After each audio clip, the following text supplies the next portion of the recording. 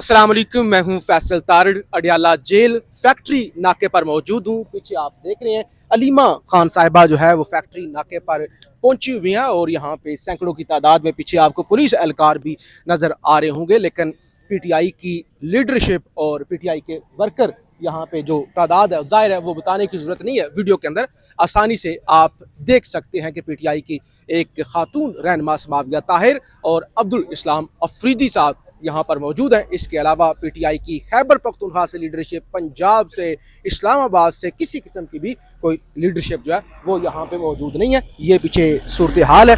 अलीमा खान अकेली जो है वो खड़ी हुई है।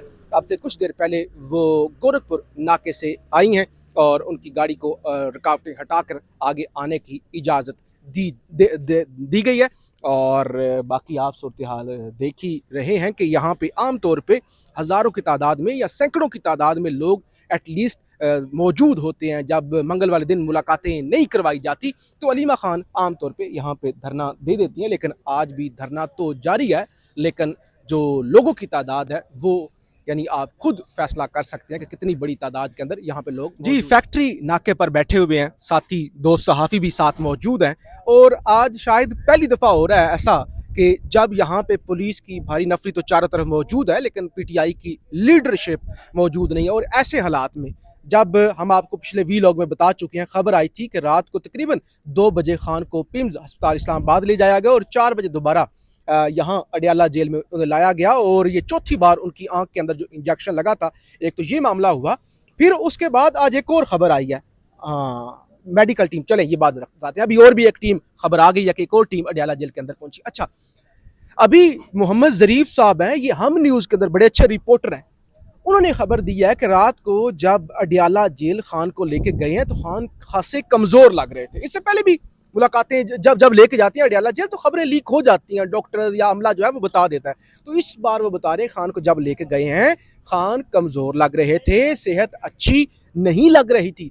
उसके बावजूद पीटीआई की लीडरशिप गायब। आप ज़रा दिखाएं, ये ज़रा दिखाना आप, ये साथ ही सामने धरना जारी है।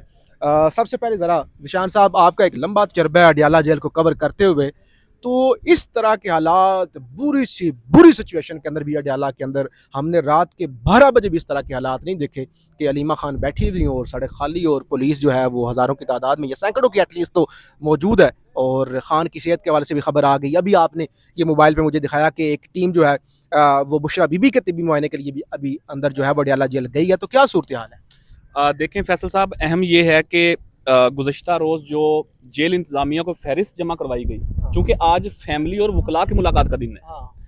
वकला की जो फहरिस्त थी उनमें 6 नाम थे, 6 में से सिर्फ एक नाम यहाँ पे मौजूद है, 5 लोग आए ही नहीं। अब तक जब हम बात कर रहे हैं 3 सवा 3 हो गए हैं, 5 लोग तो आए नहीं है। बैरिस्टर गौहर अली खान का नाम था, नहीं आए। सलमान अकबर राजा का नाम था, नहीं आए। नईम पंजोता का नाम था, नहीं आए। खालिद यूसुफ चौधरी का नाम था, वो नहीं आए। 2 दिन कबल आपने देखा होगा कि कश्मीर के अंदर इलेक्शन के हवाले से कैंपेन का मामला था। वजीर आला ने जाना था, हेलीकॉप्टर था, प्रोटोकॉल था, कॉन्वाय था, तो वहां पे तमाम ये मौजूद शख्सियात नईम हैदर पंजोता समेत वहां पे पहुंची हुई थी।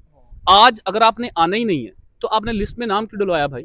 आपने जो फहरिस्त जमा करवाई अडियाला जेल को कि हमने आज मुलाकात के लिए आना है, आपने उस लिस्ट में नाम क्यों दिया? तो लास्ट जुमेरात को भी ऐसा हुआ था, कोई बंदा ही नहीं था। अगर पिछले 2 जुमेरात आप अगर नहीं आना चाहते तो गोंगलों तो मिट्टी ला दे हो ना, किसी और का नाम दे दें। जो लोग आना चाहते हैं उनका नाम दे दें। नाम भी अपना रखना है कि हम कागजों में भी हमारी वो रिकॉर्ड का हिस्सा बनता रहे, चलता भी रहे मीडिया के ऊपर।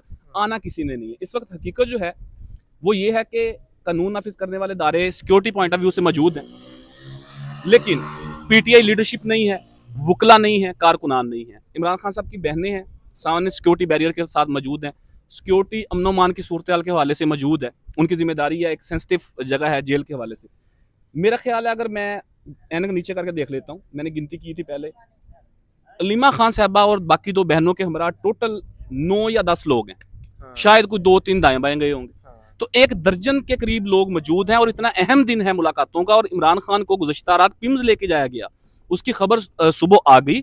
अभी ज़रीफ साहब, हम न्यूज़ वाले हमारे दोस्त, उन्होंने जो बताया कि वो कमज़ोर दिखाई दे रहे थे, उनकी बिनाई पहले से ज़्यादा मुतासर हुई। सो इतने हसास मौके के ऊपर यहाँ पे कोई लड़ाई झगड़ा तो नहीं करना होता।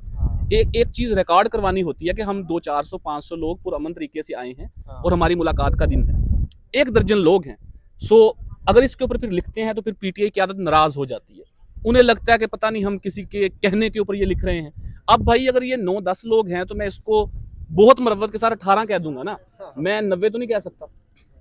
सो ये सूरत हाल है। जियाद शाह साहब भी साथ ही हैं, गुज़श्ता 1.5-2 साल से मडियाला जेल कवर कर रहे हैं। जियाद शाह साहब से भी जरा इनपुट ले लें इसके ऊपर कि आज का सिनेरियो और उसमें अदम दिलचस्पी क़यादत की और वकला की भी। कारकुनान तो चलें, एक वर्कर होता है ना, वर्कर वो तो करते ही रहता है वर्कर।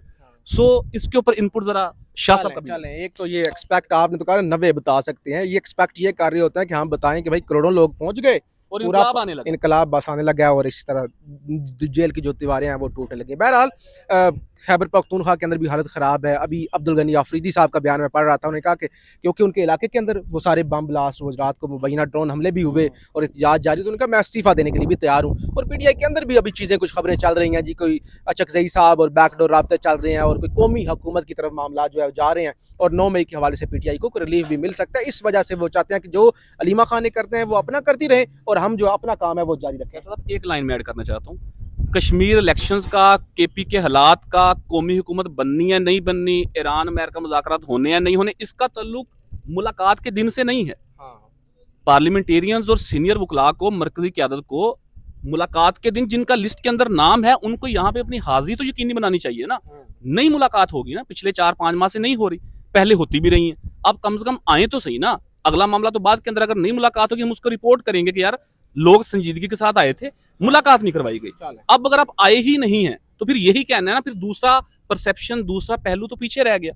चलें हम आपको जाहिर है जो साथ ही बैठ के दिखा भी रहे हैं, कोई उस तरह का प्रापेगंडा या उस तरह के ज़्यादा भाई कोई बात नहीं है। सम टाइम होता है ना कि साफ ही अपना एक प्रापेगंडा शुरू कर देते हैं। आप बताएं ये क्या सूरत हाल देख रहे हैं? पिछले मंगल भी, उससे पिछले मंगल भी यहाँ पे बहुत कम तादाद थी, तो लोगों का इंटरेस्ट तो खत्म हो रहा है मेरे ख्याल से। अच्छा तार साहब, एक चीज़ तो ये है कि अलीमा खान साहब यहाँ पे खुद आती है तो उसका अपने वो क्रेडिबिलिटी है कि लोग उनके लिए यहाँ पे पहुँच भी जाते हैं।